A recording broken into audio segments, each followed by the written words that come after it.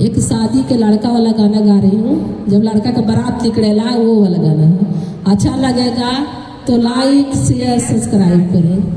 हाथी साजा घोड़ा साजा पापा हो कावाना पापा साजा पापा साजल बरी याद।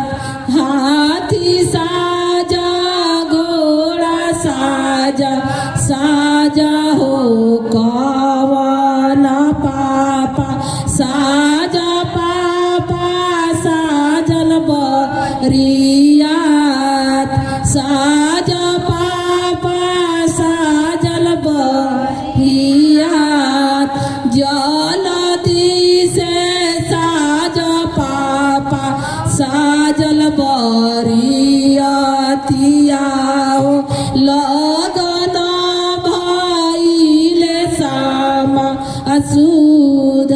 लगन भइले सामा असुद। जलदी से साजबैया साजल बरियातिया लगन भइले सामा असुद। लगन भइले सामा असुद।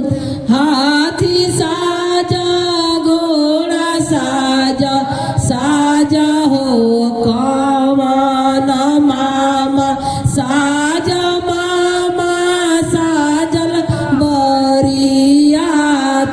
साजा मामा साजल जलदी से साजा मामा साजल बरियातिया लगन भइले सामा असुद। लगन